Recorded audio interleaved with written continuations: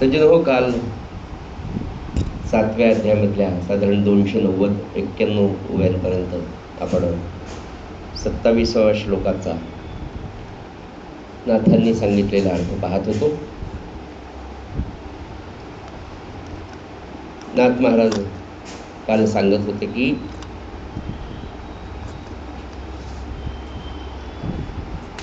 रोग त्यागे आयुष्य मागती, या लागी सविता उपासिती, देहो नश्वर हे नाठवे चित्ती, पडली भ्रांती निजपदा. की रोगाचं निवारण व्हावं म्हणून, जसा आधीचा विषय असा होता की लक्ष्मीची प्राप्ती व्हावी म्हणून लक्ष्मीची उपासना करायची, पण लक्ष्मीपती विष्णू त्याच्याकडे दुर्लक्ष करायचं. असं केल्याने कसं चालेल? द्रव्यप्राप्तीसाठी, धनलोभासाठी, धनप्राप्तीसाठी लक्ष्मीची उपासना, तशी आरोग्यासाठी काही लोक सविता सूर्यनारायणाची उपासना करतात. पण भ्रांती कशी पडलेली आहे की अहो तिथे देहच नश्वर आहे, तिथे ती उपासना काय कामाची, असं एक मत इथे मांडलेलं आहे. पुढे म्हणाले, एवं आयुष्य यश श्री कामी, समस्त भजता देखो आम्ही, परी नवल केले तुवा स्वामी, परब्रह्मी निजबोधी. पुढे म्हणाले की शाश्वत आत्मस्वरूपाची प्राप्ती याची विस्मृती होते माणसाला, की खरं आपण कशासाठी आलो. देह हा परमार्थ साधण्यासाठीचं एक साधन आहे, त्याच्याकडे लक्ष द्यावं हे योग्यच आहे म्हणाले. पण मूळ उद्देश खोबरं जे आहे त्याच्यासाठी वरची करवंटी आहे. त्या खोबऱ्याकडे दुर्लक्ष करून त्या वरच्या भागाकडेच किती वेळ पाहायचा, हा विचार माणसाने करावा, साधकाने भक्तांनी करावा. की शाश्वत आत्मज्ञान जे आहे किंवा आत्मस्वरूपाची जी ओळख आहे त्याची विस्मृती माणसाला होते. आणि तो कुठे कुठे कसा कसा गुंततो. तर म्हणाले, केवळ आयुष्याकरता, कीर्ती करता, एवं आयुष्य यशश्री कामी, समस्त भजता देखो आम्ही.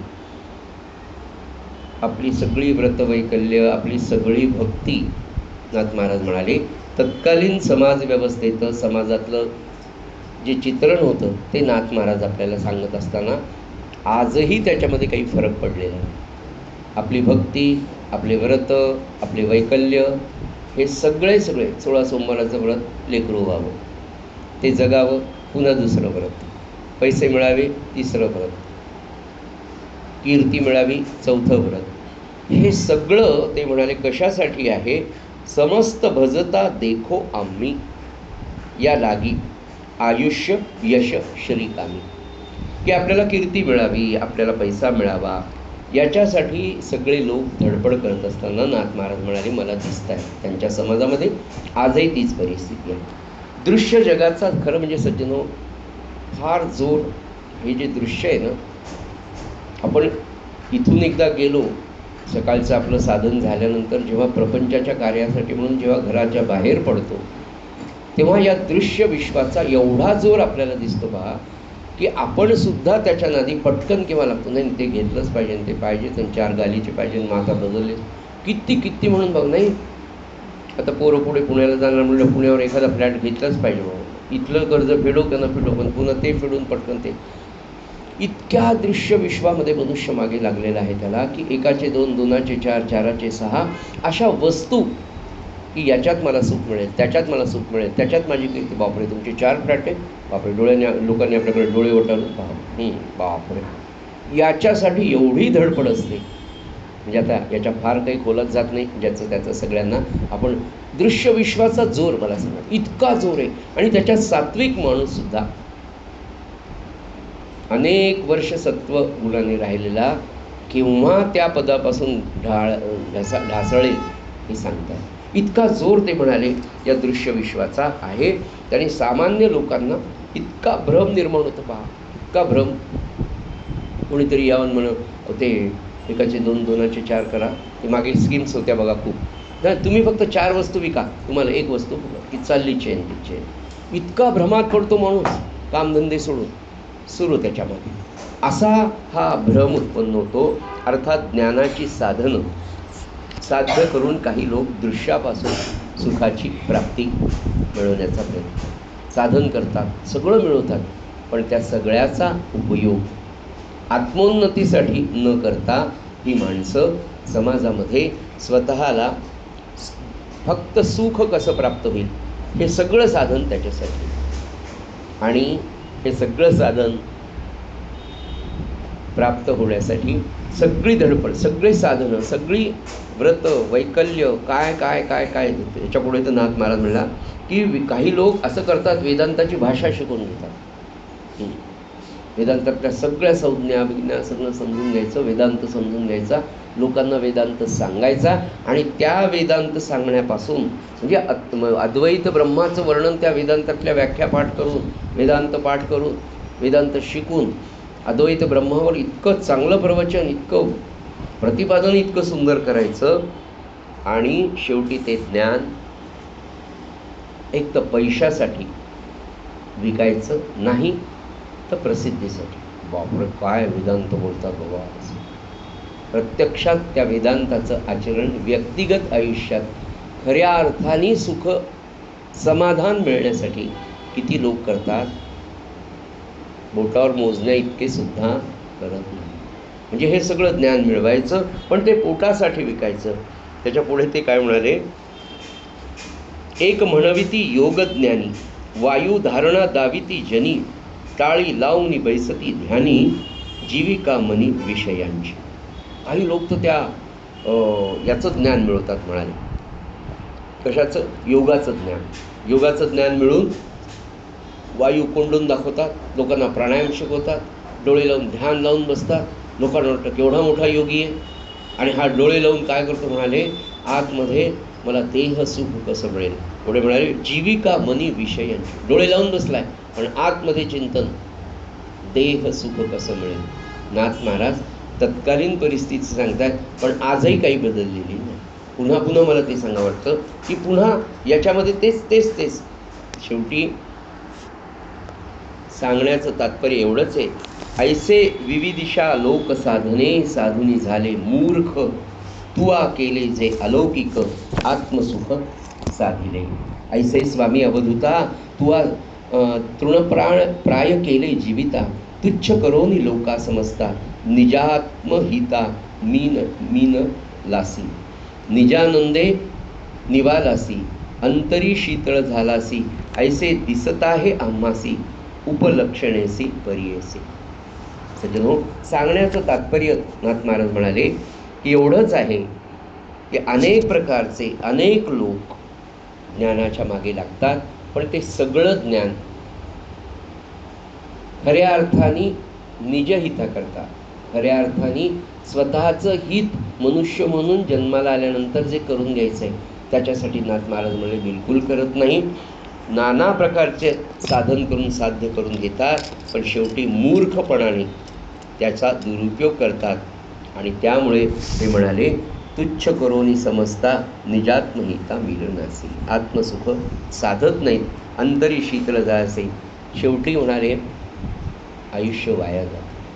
हे सगळं वर्णन करत असताना सज्जन हो, आपण हा ग्रंथ वाचत असताना आपला स्वतःचा एक वेगळा अभ्यास असा करायला पाहिजे की मी कुठे आहे, मी कुठे आहे, मी कुठे आहे.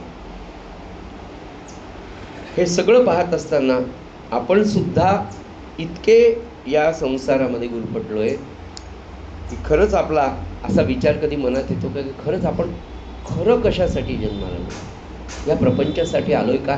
हे नाथ महाराजांना आपल्याला सांगायचं की अरे याचा विचार करा. हे सगळी कथा सांगत असताना तात्पर्य एवढंच आहे की आपल्याला सुद्धा या सगळ्यांपासनं वेगळं व्हायचं आहे. म्हणजे नेमकं काय करायचं आहे, कर्तव्यापुरतं आपण सगळे एकमेकांशी बांधलेलो आहोत. आपलं ज्याच्याप्रती जे कर्तव्य ते आपल्याला करायचंच आहे, पण ते करत असताना मी त्यांचा आहे, मी त्यांचा आहे, हे कायम कायम आपल्या मनामध्ये राहिलं पाहिजे, अखंड. आणि हे कशाने साधेल तर साधन पुढे आता बघा इतकं सुंदर आहे. आता हे सगळं झाल्यावर शेवटच्या 2 ओव्यांमध्ये ते म्हणाले, ऐसे स्वामी अवधूता तू तृणप्राय केले जीविता. पण अवधूताचं जीवन जर पाहिलं, हे सामान्य माणसाचं जीवन आतापर्यंत त्यांनी सांगितलं, पण ते म्हणतात की अवधूता तुझं जीवन किती वेगळं आहे. तुझं जीवन तृणपाय, तू तर जीविताला कसपटा समान समजलेलं आहे. तुच्छ करोनी लोक समजता निजात्महिता मीन लासी. खऱ्या अर्थाने अवधूतानी आत्मज्ञान, आत्मसुख मिळवलेलं आहे. आणि निजानंदे निविलासी अंतरी शीतळ झालासी ऐसे दिसत आहे आम्हासी उपलक्षणेसी परियेसी. अतिशय शांत असा, निवांत, समाधानी, पूर्ण समाधानी तो अवधूत दिसतो आहे. आता सज्जनो, पुढची जी ओवी आहे ती यदुराजाचा आता अवधूताशी जो संवाद होणार आहे. आपण काल पाहिलं की यदुराज आणि अवधूताचा संवाद होण्याच्या आधी नाथ महाराजांनी तत्कालीन समाजव्यवस्थेविषयी, ढोंगी लोकांविषयी, भोंदू लोकांविषयी, लबाडी करणाऱ्या लोकांविषयी समाजातल्या आताचं वर्णन केलं आहे. नाथांना आता ते सांगायचं की यदूच राजाचा आणि त्यांचा. आता यदुराजाचे प्रश्न काय होतात सज्जन हो. यदुराजाने अवधूतांना जे प्रश्न विचारले आहेत, आता जे येणार आहेत ते सगळे प्रश्न आत्मज्ञानाविषयी.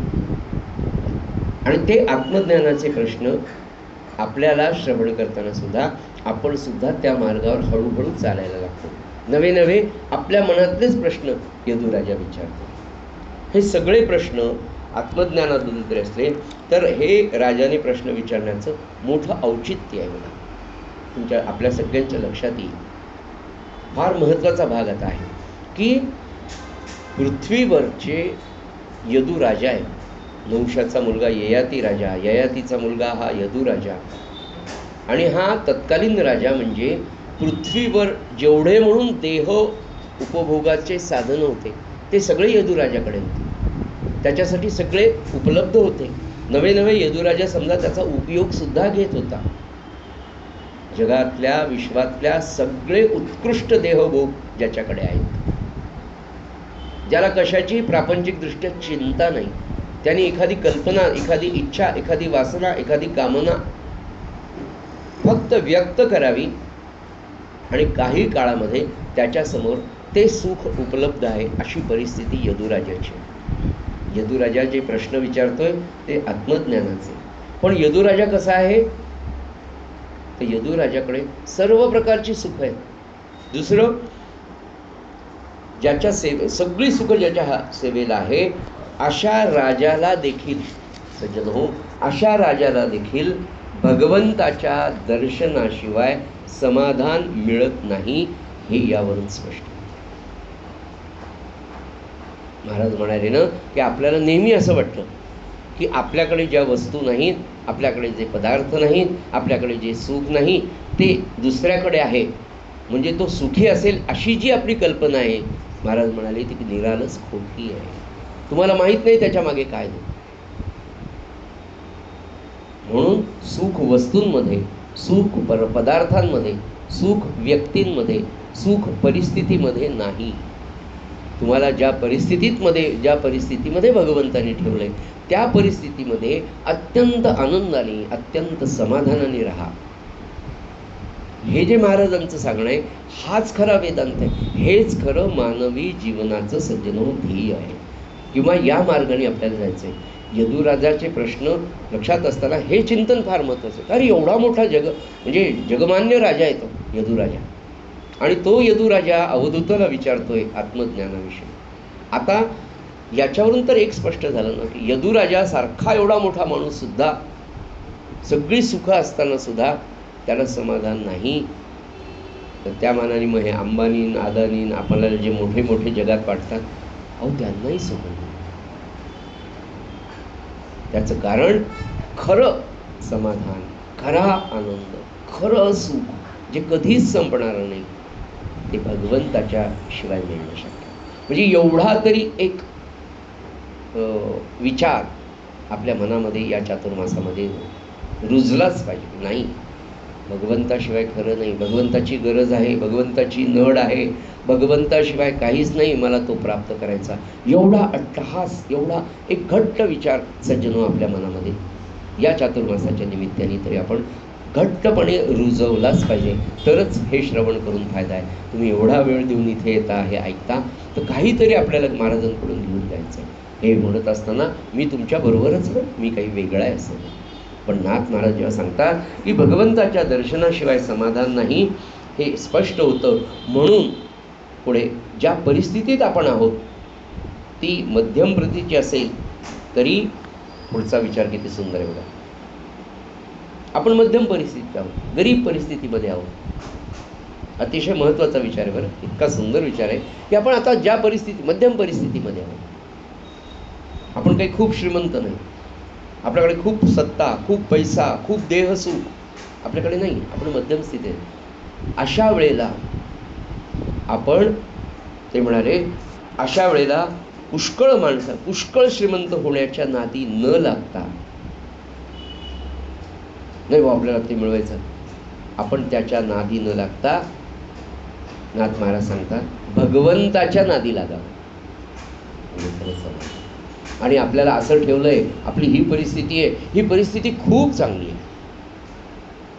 मी तर म्हटलं ना की जसं विद्यार्थी दशेमध्ये गरिबी, प्रतिकूलता जर असेल तर तो मुलगा जास्त अभ्यास करतो, त्याला परिस्थितीची जाणीव राहते. मग त्याला वाटतं आपण शिकावं, आपल्याला हे मिळवायचं, आपल्याला ते मिळवायचं आहे, विद्वत्ता मिळवायची, पैसा शिक्षण घेत असताना जसं असतं ना, तर त्याला ती गरिबीची परिस्थिती जशी अनुकूल असते खऱ्या अर्थाने, त्याच्यामुळे तो शिकतो, त्याच्यामुळे तो मोठा होतो, त्याच्यामुळे तो सुसंस्कार संपन्न होतो, मोठ्यांचा आदर करतो, प्रामाणिक राहतो, कृतज्ञ राहतो. हे गरिबी परिस्थिती जर बालपणी शिक्षणाच्या वेळेस असेल तर माणसाच्या मनामध्ये हे सद्गुण सहजतेने रुजतात आणि त्याला मोठं करतात. तसं परमार्थात सुद्धा तुमची मध्यम स्थिती, गरिबीची स्थिती असेल ना, तर नाथ महाराज म्हणाले पैसे मिळवण्याच्या नादी न लागता आपण कुणाच्या नादी लागावं. मग दुसरा प्रश्न, कुणाच्या नादी लागावं? तर भगवंताच्या. आणि भगवंताच्या नादी कसं लागायचं? 13 कोटी. आपल्याला असं कोट्याधीश व्हायचं. पुन्हा आले आपल्या पहिल्या पदावर, मागच्या वर्षी पूर्णाची पुढे, यावर्षी 13 कोटी. काहीतरी एक नाद पाहिजे माणसाला, नाही? आणि तो नाद ते म्हणाले, नाद कोणाचा लावा? भगवंताचा. आपल्याला कोट्याधीश व्हायचंच आहे हो. आणि खरं हे कोट्याधीश असं आहे ना, हे कायम डबल असतं. म्हणजे मनुष्य जाताना ना खरोखर त्याच्याबरोबर हेच डबल असतं. तुम्ही इथे केलेलं दान, इथे केलेलं अन्नदान, लोकांना घरी आला पटकन एक ग्लासभर पाणी दिलं. या गरुड पुराणामध्ये सांगितलं ना तुम्हाला, महाराजांचं एका प्रवचनातलं वाक्य मी थोडंसं. अरे म्हणाले, जेव्हा देह सोडून मनुष्य जातो तेव्हा त्या सूक्ष्म देहाला, त्या जीवाला 99,999 योजनांचा प्रवास करावा लागतो. महाराज सांगतायत, गरुड पुराण सांगतायत, किती सत्य. आणि म्हणाले तेव्हा जाताना वेगवेगळ्या प्रदेशातून जाऊ. इथून जर समजा काश्मीरला जायचं आणि रेल्वेनं आपण किती प्रदेशातून जातो. इटारसीला प्रचंड ऊन, दिल्लीला गेलं की नुसत्या उन्हाच्या झळ्या, आणि तिकडून पुन्हा जम्मूला गेलं की थंड वाटतं. त्याच्या पुढे काय, श्रीनगरला जर गेलं तर मायनसमध्ये टेम्परेचर, 8 डिग्री टेम्परेचर. इथून इतक्या 2-2.5 हजार किलोमीटरमध्ये हा देह जेव्हा आपण घेऊन जातो तर किती परिस्थितीतून, तुम्हाला किती वेगवेगळ्या वातावरणातून जावं लागतंय. आता हा 99,999 योजनांचा प्रवास करून त्या सूक्ष्म देहावर जाताना देह नाही आहे, पण जाणार आहोत. मग काय बाबा, मग जन्मभर याची सवय. डोळे उघडत नाही तर चहा हातात पाहिजे, आहे की नाही दिलं तर मग बाबा यदुराजापेक्षा मोठे यांचा अवतार घरी पाहावा लागतो. त्या माऊलीने किती सहन करावं. हे आपल्या घरचं नाही बरं का, दुसरीकडचं. पुन्हा काही वाटू नये पुन्हा. आपण आपलं सांगावं. तर त्याला सवय आहे ना त्या देहाला. मग तिथे पाणी कुठून मिळणार? त्या वेगवेगळ्या नद्यांमधनं जावं लागतं म्हणाले त्या जीवाला. तर तेव्हा काय कामाला येतं? तर तेव्हा तुम्ही केलेलं दान, तुम्ही पाजलेलं पाणी तुम्हाला तिकडे मिळतं. असं संत महापुरुष सांगतात. त्या नद्यांमधून जाताना नाम घेत असेल तर पटकन तरून जाता म्हणाले तुम्ही. ज्यांना नामाची, वैतरणा नदी आहे ना, तिच्यातून जाताना नाम घेणाऱ्याला फार सहज आहे म्हणाले, पटकन जातो तो. आणि न घेणाऱ्यांचं भीतीने म्हणून नाही, पण हे आपलं शास्त्र जेव्हा सांगतं ना, आपलं शास्त्र फार 100% सत्य. 100 म्हणून सज्जनो हे दान, हे नाम, दोनच गोष्टी आपल्याबरोबर येणार आहे, केलेलं दान आणि घेतलेलं नाम. म्हणून आपलं डबोलं, नामाचं डबोलं, नाही का? गावाला जाताना या खिशात काही पैसे, त्या खिशात काही पैसे, यातले हरवले तिकडचे असावे, आपण करतो की गरजेचं आहे प्रवासात. ही पिशवी, ती पिशवी, नाही संध्याकाळच्या दशम्या वेगळ्या ठेवा, उद्याच्या दशम्या वेगळ्या, आणि आता गाडीत बसल्याबरोबर पुन्हा लागेल त्याचं काय, घेतो की नाही आपण? तसं इतकं नाम आपल्याबरोबर लागणार आहे सज्जन, माहीत नाही पुढचा प्रवास कसा आहे. ज्या प्रदेशात आपण जात नाही, विचारतो की लोक, का तुम्ही तिकडे गेले होते, तर मग त्या थायलंडला गेले होते, कसे काय काय कोणते कपडे घालायचे वगैरे विचारावं लागतं. नाही इकडे आपण नऊवार, ते पण त्या थायलंडला कसं नऊवार चालेल, नाही हे जसं विचारतो सज्जन हो. साध्या यात्रेसाठी आपण एवढी तयारी, महायात्रेला जायचं, महायात्रेला जाताना तिकडे काय माहीत नाही,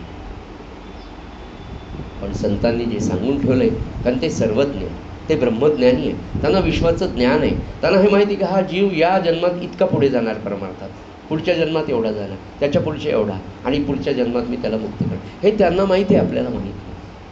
म्हणून निवांत राहा. महाराज सांगितलं नाम घ्या, जे घडेल ते पहा. ते म्हणाले मी इतकं सोपं करून दिलेलं आहे तुम्हाला, तुम्ही कुरकुर करू नका. आपण लेकरांसाठी किती करतो मला सांगा, सगळ्या त्याच्यासाठी योजना करतो, आणि त्या पोरांनी जर आपल्या कुरकुर केली तर आपल्याला राग येतो की नाही, आणि मग दोन देतो की नाही आपण. पण महाराज किती दयाळू, किती संकट आली नेतो बरं, ते कधी लागलो, इतका दयाळू सत्पुरुष, काय सांगा तुम्हाला. सद्गुरू म्हटल्यानंतर त्याच्या इतका दयाळूच नाही. त्यातल्या त्यात पुन्हा मी तुम्हाला सांगतो, आपली ही जी परंपरा आहे किंवा हे जे सगळे सत्पुरुष आहे ना, प्रल्हाद महाराज हा अत्यंत दयाळू, राग नाहीच, कसेही वागा, काहीही वागा, तुमचा उद्धारच करणार. पण आपण तसं वागावं का? आपली आई आपला लाड करते म्हणून आपण तिला त्रास द्यावा, कसं वागावं आपण? काहीच सांगू नये त्यांना, कानावर फक्त द्यावं, फक्त कानावर द्यावं, कारण त्यांना सगळं माहिती आहे. सज्जनो हे शिकण्यासाठीच आपल्याला हा नित्याचा अभ्यास त्याच्यासाठी आहे की मी कोण, मी कुठून आलो, कसा आलो, आणि मला कुठे जायचं आहे, याचं साधन नाथभागवत आपल्याला सांगतात. दरवर्षी आपण अशा हे घेत असतो. तेव्हा म्हणाले की भगवंताच्या नादी लागावं. आणि तिसरा मुद्दा पुन्हा सांगतो की राजकुलामध्ये, यदुराजा राजकुलामध्ये जन्माला आलेला, आणि राजकुलामध्ये जन्माला आलेला असताना अध्यात्माचा एवढा विचार करणारा पुरुष खरंच राजकुलामध्ये निर्माण होणं अवघड असतं. पण भारतीय राजांचा, भारतीय संस्कृतीचा जेव्हा आपण इतिहास पाहतो तेव्हा असे असंख्य राजे, रामराय जन्माला येण्याच्या आधी केवढी मोठी परंपरा आहे. दिलीप, अज, दशरथ, मी मुल्फेमधलेच नाव सांगतो, असे 39 राजा त्यांच्या आधी. एवढ्यांची पुण्याई, सगर, भगीरथ ज्यांनी गंगा आणली, हा रामरायाच्या आधीच्या वंशातला महान सत्पुरुष राजा होता. दिलीप, काय गोसेवा आहे त्याची. असे पिढ्यानपिढ्या ज्यांच्या घरात पुण्यवान पुरुष निर्माण होतात, आचरणशील पुरुष निर्माण होतात, की ज्यांच्याकडे प्रचंड संपत्ती, राज्यत्व ज्यांच्याकडे, राजसत्ता ज्यांच्याकडे, असे झाल्यानंतर रामासारखा एखादा सत्पुरुष त्या रघुकुलामध्ये जन्माला येतो. तर ते म्हणाले की असं या यदुराजाचं कौतुक आहे. एवढा मोठा राजा, पण काय अध्यात्माचा विचार त्याच्या मनामध्ये आहे. आणि आता सज्जन हो, यदुराजा त्याला म्हणतो, हे अवधूता, तू ब्रह्मवेत्ता ब्राह्मण, निजानंदे परिपूर्ण, त्या आनंदाचे कारण विशद करून सांगा. त्याच्या आधी थोडीशी एक गोष्ट सांगायची राहिली की त्या यदुराजाचं तो पूजन करतो, नमस्कार करतो, साष्टांग नमस्कार त्याच्या पायावर घालतो, गुडघ्यावर बसून त्याला नमस्कार करतो. अवधूत उभा आहे, अवधूत ब्रह्मज्ञानी पुरुष आहे. आणि हा एवढा मोठा त्रिखंडाचा राजा असलेला यदुराजा खाली वाकून त्याचं पूजन करतो. सज्जनो, ही भारतीय संस्कृती आहे. राजा जरी असला तरी ब्रह्मवेत्या, संत, महात्मे, साधू यांच्यापुढे राजा नतमस्तक होतो, ही भारतीय संस्कृती. राजा जरी असला तरी धर्माच्या पुढे त्याचं स्थान छोटं आहे. आणि अवधूत सुद्धा कसा आहे, साधू सुद्धा कसे तत्कालीन निर्लोभी आहेत, राजसत्तेचं आकर्षण नाही, अवधूतच आहे, कशाचंच आकर्षण त्याला नाही, अयाचित वृत्तीने राहणारे संत महात्मे साधू सत्पुरुष त्या काळात होते, आजही आहेत. म्हणून हा देश, म्हणून हे विश्व चाललं. त्याचं पूजन करतो आणि मग तो राजा विचारतो की तू ब्रह्मवेत्ता ब्राह्मण निजानंदे परिपूर्ण, त्या आनंदाचे कारण विशद करून सांगावे. तू देही वर्तसी विदेह स्थिती, तुझं विषय आतळू न शकती, हे अलिप्तपणाची प्राप्ती कवण्या रीती तुझं झाली. यदू म्हणतो अवधूतांना की हे अवधूता, तू ब्रह्मवेत्ता असून आत्मानंदाने परिपूर्ण आहेस. हात जोडून यदुराजा अवधूताच्या समोर म्हणतो की तू ब्रह्मज्ञानी तर आहेस म्हणाले, पण ब्रह्मवेत्ता असून आत्मानंदाने परिपूर्ण आहे. तर हा आनंद तुला कसा मिळाला, हा आत्मानंद तू कसा प्राप्त केला? म्हणजे पहिलाच प्रश्न यदुराजा अवधूताला डायरेक्ट विचारतो, पहिल्यांदाच विचारतो की इतका ब्रह्मानंद तुला कसा मिळाला? तुमच्या माझ्या मनात सुद्धा हेच आहे. आपल्याला या मार्गाने पुढे जायचं आहे. किती साधेल, कसं साधेल माहीत नाही, पण हा प्रश्न आहे की या आनंदाचं कारण काय म्हणाले? ते म्हणाले श्रीराम श्रीराम श्रीराम.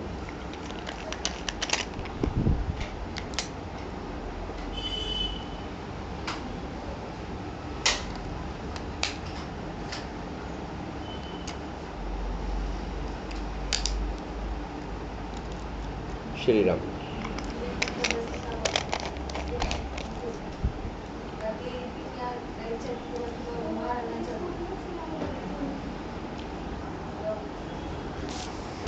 तो म्हणाले की इतक्या आत्मानंदाने तू कसा काय भरला? दुसरा प्रश्न यदुराजा अवधूताला म्हणतो की हे अवधूता, तू या सगुण देहामध्ये आम्हाला दिसतोय, देहात असून सुद्धा तुझी अवस्था ही विदेह स्थिती आहे, की तुला कशाचं भान नाही, तुला कशाचं दुःख नाही. इतक्या घोर घनदाट जंगलातून येताना शांत निर्भयतेने तू येतोयस. या सगळ्या दृश्य विश्वाकडे सुद्धा तू किती अलिप्तपणाने पाहतोयस की या दृश्य विश्वाचा स्पर्श सुद्धा अवधूता तुला होताना दिसत नाही. हे झाड कशाचं आहे, हे किती वसं आहे, हे किती छान आहे, किंवा हे कसं आहे, याच्याविषयी तुझ्या चेहऱ्यावर यत्किंचितही रेषा उमटलेली दिसत नाही. तू असा शांत आहे की या दृश्य विश्वाचा स्पर्श तुला कधी झालेला दिसत नाही.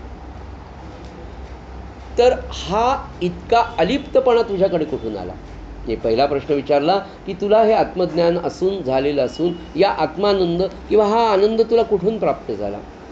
दुसरं म्हणाले की विदेह स्थितीमध्ये तू कसा काय राहू शकतो? तिसरं म्हणाले या सगळ्या दृश्य विश्वामध्ये राहत असताना तुझ्यामध्ये इतका अलिप्तपणा कसा आला? म्हणजे लक्षात घ्या, आपल्याला अध्यात्मामध्ये कोणकोणतं गुण प्राप्त करून घ्यायचं, अलिप्त राहता आलं पाहिजे. महाराज एकच म्हणाले, घरात कसं राहावं? पाहुण्यासारखं. नाही का? एकदम साधेल का? एकदम नाही साधेल, पण विचार केल्यावर साधेल की नाही? नक्की साधेल. का साधेल?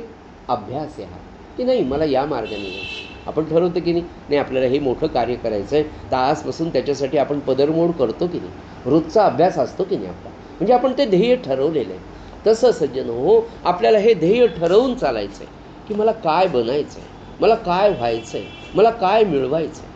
आणि कायम लक्षात ठेवा, बहुत आयु गेले.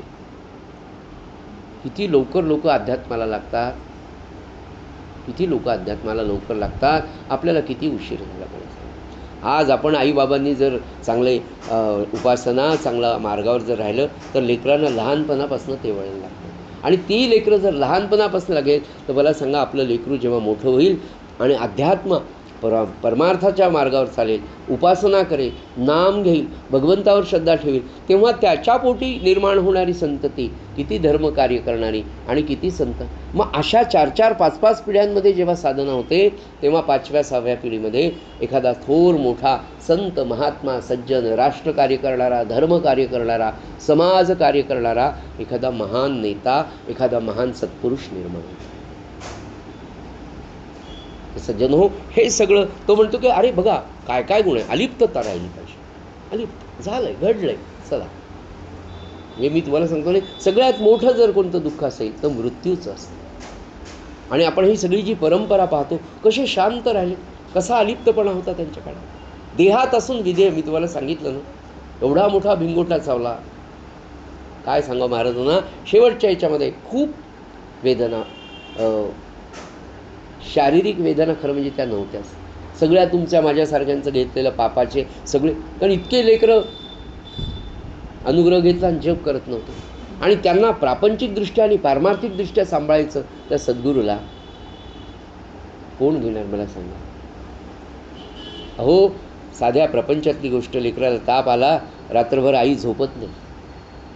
ताप लेकराला आणि हिला झोप येते. ही आई जर एवढे कष्ट घेते तर ही तर जन्म मरण चुकणारी, तिला आपलं किती सोसावं लागतं. पण त्या देहाला इतका त्रास होऊन सुद्धा आनंद काहीच नाही. मी म्हटलं ना तुम्हाला, इतके लोक पाद्यपूजा करायचे, ते अक्षदा, हळदी, कुंकू त्या बोटांमध्ये राहायचं, चिखल्याच्या, किती त्रास होत असेल. काहीच नाही मिळालं. तेल लावा, तेल काही होत नाही मिळालं, काही नाही. हां, तुझी इच्छा आहे का, लाव थोडंसं तेल. देहात असून विधेय स्थिती, अलिप्तपणा किती. 5 दिवसात 4 मृत्यू झाले, पण असं म्हणाले नाही.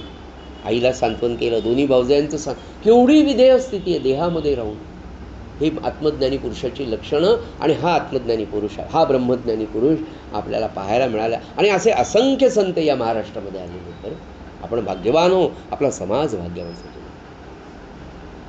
तर अलिप्तपणा, तर अवधूताला तो यदुराजा म्हणतो की अरे, ही विधेय स्थिती कशी प्राप्त झाली, या आत्मानंदात तू कसा राहतो. तिसरं म्हणाले, एवढं दृश्यामध्ये राहून सुद्धा इतका अलिप्तपणा तुला कसा साधला. पुढे म्हणाले, अवधूता, तुला राजाची भीड नाही, धनवंताची चाड नाही. राजा आहे, धनवंत आहे, आणि दीन माणूस जर तुझ्याकडे आला म्हणाले, तर त्या दीन माणसाचं भाषण, त्याच्याशी तू इतकं गोड बोलतो, त्याचं ऐकून घेतो, त्याच्याशी गोड बोलतो आणि त्याला आत्मज्ञान देतो, त्याला समाधान देतो, त्याचं सकल मनोरथ पूर्ण करतो. तू आर्त बंधू आहेस म्हणाले. इतक्या तळमळीने तू लोकांना सांगतो की सगळ्यांचं जसं काही सगळ्यांचं तू भाऊच आहे. त्यांचं भलं व्हावं म्हणून तू किती प्रेमाने, किती गोडीने, किती आर्ततेने त्यांना सांगतो. असा तू आर्त बंधू आणि दीनदयाळ आहेस, ज्याचा भाव शुद्ध आहे. त्या सगळ्यांसाठी तू भक्तवत्सल आहेस. आता आत्मज्ञानाचं गूढ, जो आत्मज्ञान तुला प्राप्त झालं आणि ज्या आत्मज्ञानामुळे तुला एवढा मोठा ब्रह्मानंद प्राप्त झाला, यदुराजा म्हणतो, अवधूता, त्या आत्मज्ञानाचं गूढ मला सांग. वा, काय सुंदर आहे. काय प्रश्न विचारले बघा तुम्ही, किती सुंदर प्रश्न आहेत. आणि खरंच हे प्रश्न आपल्या मनात कधी कधी आले असतील, पण या लेव्हलचे म्हणून आपल्या लक्षातही आले नाही. आपल्याला वाटतं मिळावा आनंद, पण आपला आनंद असं वाटतं हे मिळालं. आपण आनंद वस्तूंमध्ये, परिस्थितींमध्ये, माणसामध्ये, घरामध्ये, दारामध्ये शोधत असतो. पण मुळात आपल्याला तेच पाहिजे असतं. त्या लहान लेकराला कुठे कळतं, ते नुसतं, त्याला बोलता येत नाही, लहानपणी नुसतं रडत राहतं, त्याला काय पाहिजे कळत नाही. आणि लहान असलेलं पोरा पटकन आईचा स्पर्श झाला की ते शांत होतं. पण त्याला सांगता येतं का मला आई पाहिजे. बोलता न येणारा मुलगा जेव्हा रडतो ना, आई घेते, आत्या घेते, मावशी घेते, हे घेते, असं करतात, मग वाऱ्यासमोर नेतात, याच्या पंख्यासमोर नेतात, काही वाजून दाखवतात, त्याचं रडणं थांबतच नाही. पटकन आई स्वयंपाकघरात तिथून हात धुवून येते, पदराला हात पुसते, त्याला नुसतं असं घेतलं, त्याने स्पर्श झाला की शांत होतं. त्याला सांगता येत नाही मला आई पाहिजे, मला तो आनंद पाहिजे. तशी या जीवाची अवस्था आहे सज्जन हो. आपल्याला ते शाश्वत समाधान पाहिजे, पण ते आपल्याला कुठे सापडेल हे कळत नाही. म्हणून या ग्रंथांची, म्हणून या संतांची, त्यांच्या विचारांची, त्यांच्या मार्गदर्शनाची गरज आहे. सज्जन हो, इतकं सुंदर आहे ना की यदुराजासारखा अत्यंत उच्च विद्या विभूषित आणि जगातली सगळी सुखोपभोग असणारा राजा, पण तो अवधूताला विचारतोय. खरं म्हणजे आपलेच प्रश्न आहेत, आपल्यासाठी हे, आपल्यासाठीच अवधूताला तो विचारतोय. आणि अवधूत जे आपल्याला उत्तरं देतील ते पाहायचं आहे.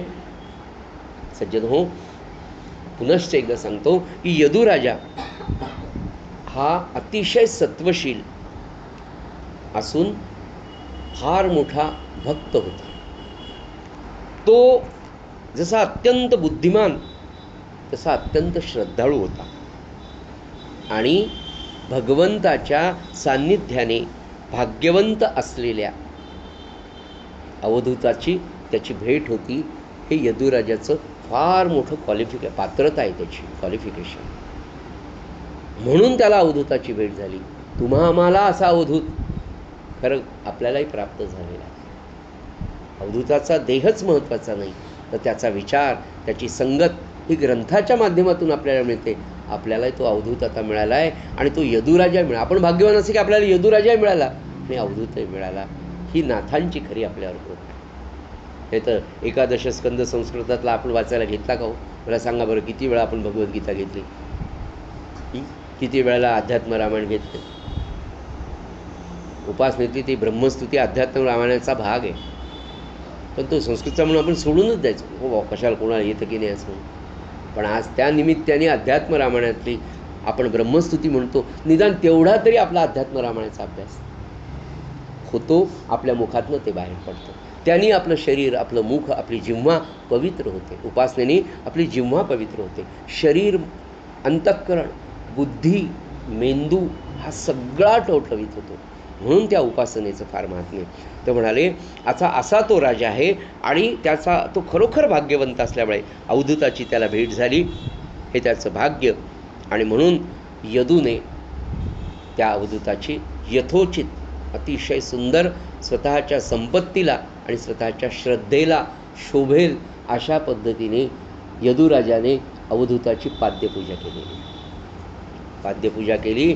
त्याच्या पायाखाली आपले हात, ज्या हातात रेशमी उपरण आहे, की आपल्या हातांचा स्पर्श अवधूताच्या डायरेक्ट पायाला होऊ नये म्हणून आपलं ते रेशमी वस्त्र हातात घेतलंय आणि तो हात अवधूताच्या पायाखाली घालून मग त्यांच्या चरणकमलावर डोकं ठेवलं.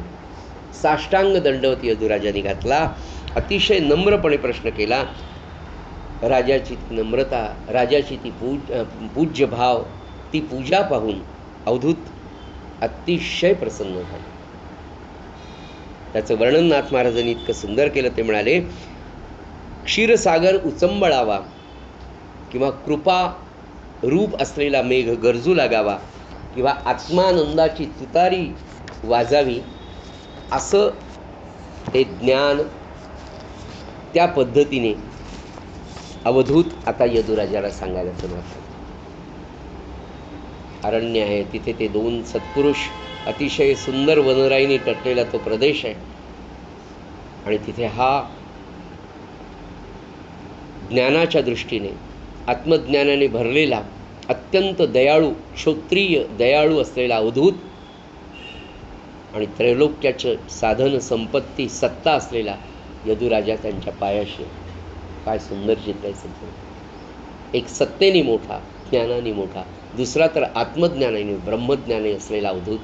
आणि असे दोघे जण तिथे आहेत. आणि आता अवधूताचं उत्तर सज्जन आहे, अप्रतिम उत्तर आहे. राजाने विचारलेलं की हा आत्मानंद कसा मिळेल, देहामध्ये राहून मला विधेय स्थिती, हे सगळं आपल्याला शिकायचं आहे. आपल्याला सुद्धा देहात राहून विधेय स्थिती प्राप्त करायची आहे. आपल्याला सुद्धा आपल्या प्रपंचात अलिप्तपणा मिळवायचा आहे. आपल्यालाही तो आनंद उपभोगायचा आहे.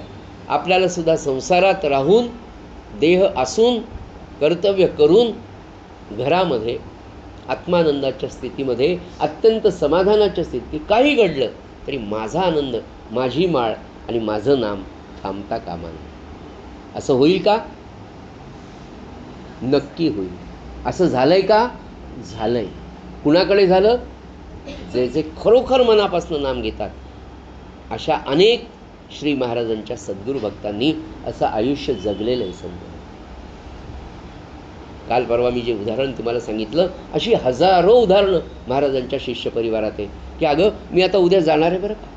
आपला मृत्यू आनंदाने आपल्या मुलांना, आपल्या सुनांना सांगणारी स्त्री, पुरुष अनेक घरांमध्ये केवळ नामाच्या, महाराजांच्या उपासनेच्या, महाराजांच्या श्रद्धेच्या कृपेने. मृत्यूसारखं काय भय असतं? एवढं मोठं भय जगात कोणतं नाही. तो मृत्यू शांतपणे सांगू शकता म्हणजे केवढं अलिप्तपणे. हीच देहाची विधेय स्थिती नाही का? नाही मी आता संध्याकाळी जाणार आहे बरं, बरोबर सांगून गेल्या, आता मी उद्या थांबणार नाही, मला जायचं आहे. नाही तर तुम्हाला जर सांगितलं का उद्या जायचं आहे, तर किती कठीण. विचार करून पहा आजची आपली स्थिती काय आणि नामानी आपली स्थिती काय होणार आहे सज्जनो. हे हे हे सगळं महाराजांचं आहे बरं. महाराजांनी सांगितलेलं आहे, आपल्या परंपरेने मला आपल्याला सांगितलं आहे. मी काही विशेष ज्ञान तुम्हाला पाचतोय असं नाही बरं, कारण ते माझं नाहीच आहे. हे मी तुम्हाला सांगतोय असं नाही, हे मी पहिल्यांदा माझ्या अंतःकरणाला, माझ्या मनाला सांगतो की अरे मना, मला या मार्गाने जायचं, मला हे मिळवायचं आहे. आणि हे कसं मिळेल? हे सत्संगाने, सद्ग्रंथ वाचनाने, नित्य अखंड. मी म्हणलं ना, सकाळी उठल्यापासून संध्याकाळपर्यंत जसा आपण प्रपंचाचा विचार करतो ना, तो थोडा थोडा आता कमी करा. आता मनात एक कप्पा असा ठेवा, महाराज उठलो, दिवसभर नाम सुटू देऊ नका. पहिली प्रार्थना आहे, नाम सुटू देऊ नका. दुसरं, संध्याकाळी झोपताना महाराज दिवसभराची सगळी कामं झाली, असं असं झालं, आज एवढ्या 170 माळा झाल्या, 200 करायच्या होत्या पण 30 कमी झाल्या, हरकत नाही महाराज, आता नाम घेत मी झोपते.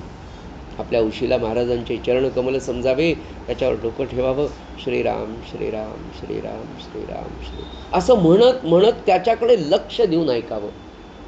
काय सांगू तुम्हाला, त्यांच्या कृपेने ते ऐकता ऐकता केव्हा झोप लागते कळत नाही. आणि जेव्हा केव्हा पुन्हा जाग येते ना सज्जन हो, तेव्हा अनुभव येईल आपल्याला त्यांच्या कृपेने की नाही माझं नाम सुरू. ब्रह्मानंद महाराज म्हणाले ना की झोपेत सुद्धा नाम सुरू असावे. तर ते असत्य कसं सांगतील? जे प्रॅक्टिकली शक्य नाही ते कसं सांगतील? ते शक्य आहे म्हणून त्यांनी सांगितलं की झोपेत सुद्धा नाम होऊ शकतं, बेशुद्ध अवस्थेत सुद्धा नाम होऊ शकतं. पण त्याच्यासाठी शुद्धीत असताना आणि जागेपणी महाराज म्हणाले नाम घेण्याची जबाबदारी. सज्जन हे आपल्याला वाढवायचं बरं. आपण याच्यासाठी सगळेजण एकत्र आलो. कोण कुठले आज इथले इतके जीव, ते म्हणाले ना की इतके जीव एका वेळेला नामस्मरणासाठी येतात, ही ईश्वरी संकेत आहे, ही ईश्वरी कृपा आहे. आपण त्यांच्या कृपेनेच आलो आहे आज म्हणजे काय नेहमीच येतो.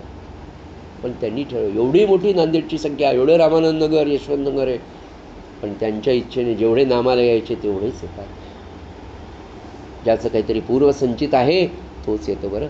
बाकी न येणाऱ्याबद्दल मला राग नाही, मला खंत वाटते की अरे ते काय येतं, त्यांनी यावं. 1 तास 2 तास एवढं मोठं त्यांनी घर आपल्याला अवेलेबल करून दिलं. एवढ्या हे सतरंजा टाकणं, रोज काढणं किती साधी गोष्ट आहे. ते करतात आपल्यासाठी, आपण यावं म्हणून. सज्जन हो, आता अवधूत त्याला उत्तर देताना अप्रतिम बघा. आज फक्त मी तुम्हाला 5 होतील की नाही मला माहीत नाही, पण 5 अतिशय सुंदर मुद्दे काढून आणले. मुद्दे म्हणजे अवधूताचं उत्तरच आहे, फार सुंदर आहे. अवधूत राजांच्या प्रश्नाला उत्तर देताना पहिली गोष्ट अवधूत सांगतात की राजा, हे सबंध विश्व जे आहे, हे संपूर्ण विश्व गुरुरूपाने पाहावं. पहिला संकेत दिला त्याने, पहिलं उत्तर की राजा काय करावं. म्हणाले तुझ्या मनात आहे ना मला आत्मज्ञान कसं मिळालं, तुला वाटतं ना मला विधेय स्थिती कशी प्राप्त झाली, तुला वाटतं ना माझ्यात अलिप्तता कशी आली, तुला वाटतं ना की मला दृश्याचा मोह कसा नाही. तर त्याचं पहिलं उत्तर अतिशय महत्त्वाचं आहे.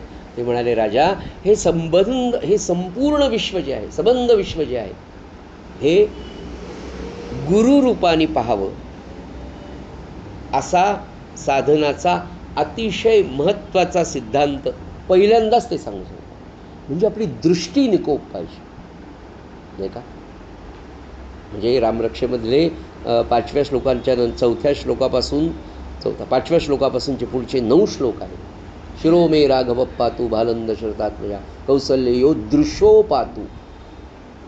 दृश्य म्हणजे डोळे. डोळ्यांनी डोळ्यांचं रक्षण तुमच्या कोण करणार आहे, तर तो रामराय.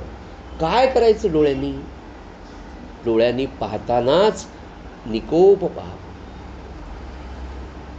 एक अजामिळ इतका विद्वान ब्राह्मण, भागवतामध्येच त्याचं उत्तर, अतिशय आचरणशील, संध्या गायत्री अमको तमको, अतिशय सज्जन आणि सदाचरणी असलेला अजामिळ, एक क्षणभर एक वाईट दृश्य पाहिलं, संपूर्ण साधना, संपूर्ण आयुष्य,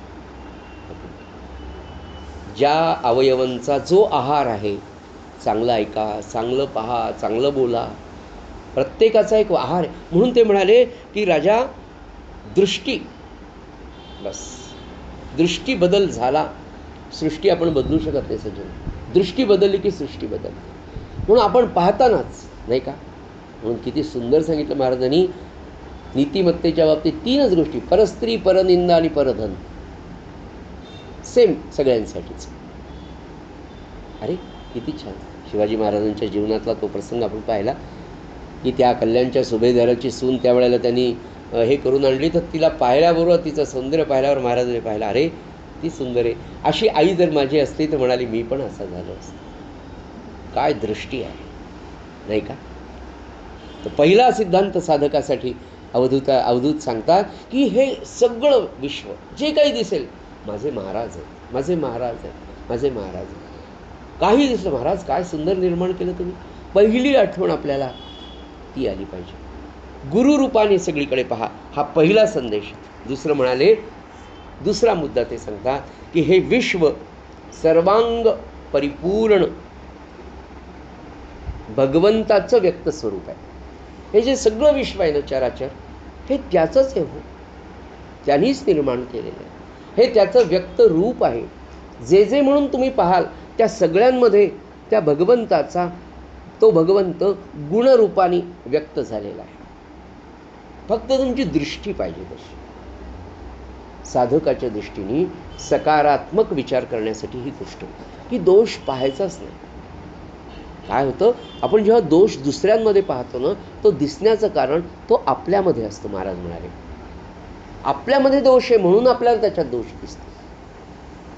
आणि तो केव्हा व्यवस्थित होईल म्हणाले, तर तुमची दृष्टी बदलल्याशिवाय नाही. म्हणाले की या सगळ्या विश्वामध्ये तो भगवंत व्यक्तरूप असल्याने प्रत्येक वस्तूमध्ये तो भगवंत गुणरूपाने विलसत असलेला दिसतो. सगळीकडे भगवंत पहा. आणि तसं होत नसेल तर एक भाव निर्माण करा की जे जे दिसेल त्याला मनापासून नमस्कार करा, मनापासून नमस्कार, भगवंता भगवंता भगवंता भगवंता. तिसरा मुद्दा,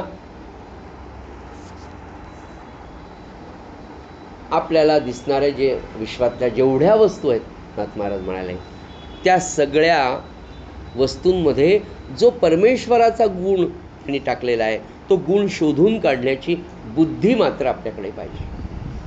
आणि पुढे म्हणाले, स्वतःमध्ये आणि संपूर्ण विश्वामध्ये जे असार आहे, जे घेण्यासारखं नाही, ते सोडून द्यावं.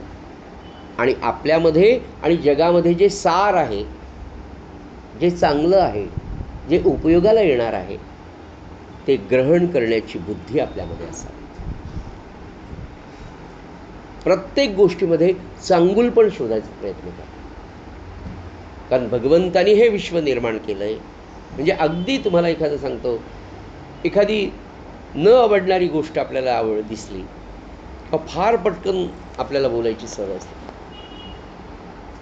विशेषतः मुलामुलींचं वधू संशोधन सुरू झालं तेव्हा तर आपल्यातली ती बुद्धी एवढी जागृत होती. मुलासाठी मुलगी पाहिल्या, काय माय नक्कीच होती. अरे आपल्या मुलाला आरसा दाखवून पाहिना, किती पटकन आपण म्हणतो. आपण असं म्हणणं म्हणजे लंगडीच तर होत. अरे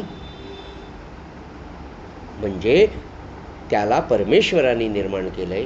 ती वस्तू, ती काय गोष्ट असेल, ती परिस्थिती असेल, ती परमेश्वराने निर्माण केली.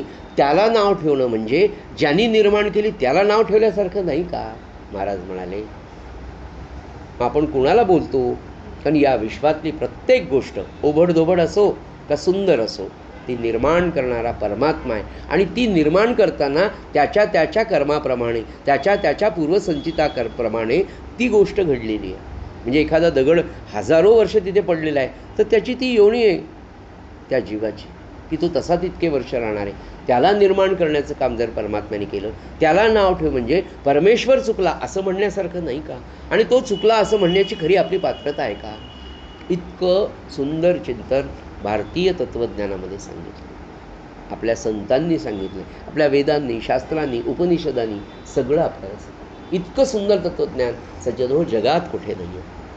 तुम्हाला काय सांगू, पुढे म्हणाले की ज्या ज्या पदार्थांमध्ये जो जो सद्गुण आहे तो गुण शोधण्याची बुद्धी आपल्या ठिकाणी असावी, नसेल तर ती निर्माण करावी अभ्यासाने. अभ्यासाने प्रत्येक गोष्ट मनुष्य आत्मसात करू शकतो. पुढे म्हणाले पुढे म्हणाले की आपल्यामधलं आणि विश्वामधलं आसार टाकून देणं आणि सार घेणं ही जी बुद्धी आहे, या बुद्धीला सद्बुद्धी असं म्हणतात. आणि आता या सद्बुद्धीची प्रशंसा करावी तितकी थोडी आहे. सद्बुद्धी कशाने मिळेल तर नाथ महाराज सांगतात साधनाने. साधनाने ही सद्बुद्धी साधकाच्या अंतर्यामी प्रगट होते. किती छान सांगितलं, किती टप्प्याटप्प्याने नाथ महाराज आपल्याला सांगतात. म्हणजे तो एवढा मोठा एकादशी स्कंद, त्याचा एक श्लोक तो संस्कृतमध्ये, आपलं ज्ञानागार आपल्याला कळणार नाही. नाथ महाराजांनी मराठीत उभ्या केल्या त्या 16व्या शतकातल्या, 21व्या शतकात आपण अभ्यासाला बसलो, आपल्याला धड मराठी नाही, धड इंग्रजी येत नाही, संस्कृताचं आनंदच आहे. अशा वेळेला ते आपल्याला समजून सांगतायत, किती छान सांगतायत. मला सांग, ते म्हणाले अरे अशा प्रकारे जगाकडे पाहावं. पहिले म्हणाले की अरे सबंध विश्वाला गुरुरूपाने पाहावं.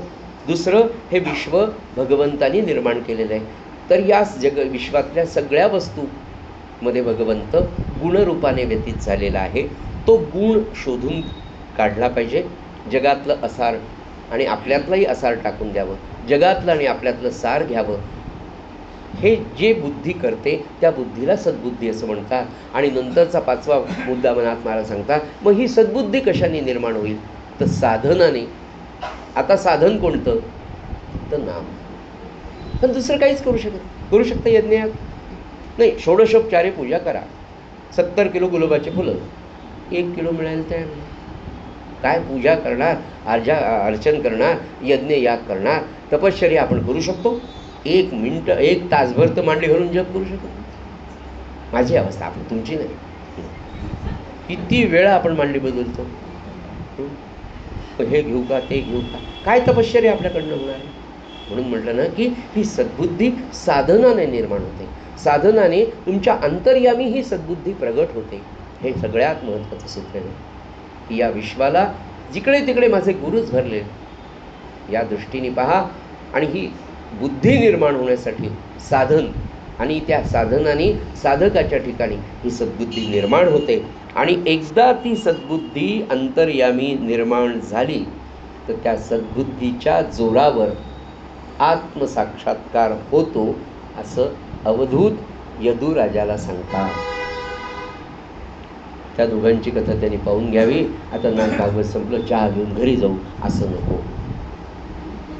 तो अवधूत खऱ्या अर्थाने आपल्याला सांगता येईल.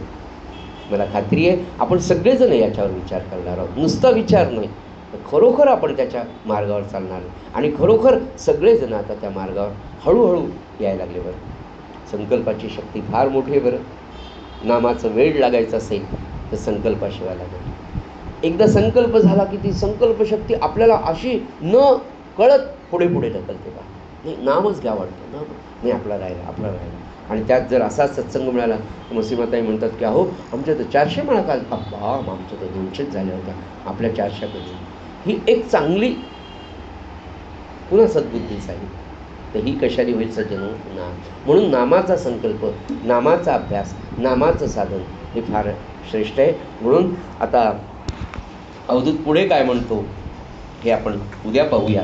झालेली सेवा नाथ महाराजांच्या चरणी आणि सद्गुरुनाथांच्या चरणी अर्पण करूया आणि आपला नित्याचा प्रार्थनेचा अभंग आपण म्हणूया.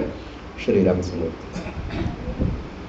आवडीने भावे हरिनाम घेसी, आवडीने भावे हरिनाम घेसी, तुझी चिंता त्यासी सर्व आहे,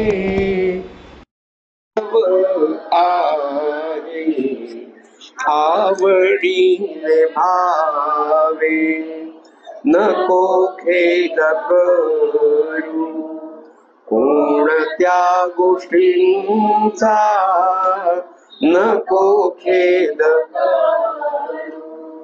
कोणत्या गोष्टींचा, पती लक्ष्मीचा जाणत से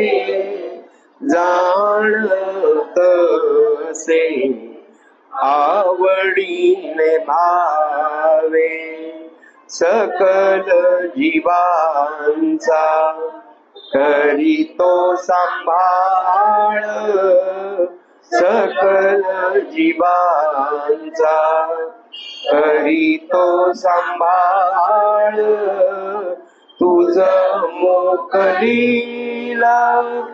ऐसे नाही, ऐसे नाही, आवडीने भावे जैसी स्थिती आहे तैशा परी राहे, जैसी स्थिती आहे तैशा परी राहे, कौतुक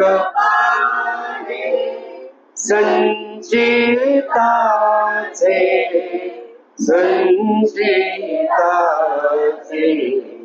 आवडीने भावे एका जनार्दनी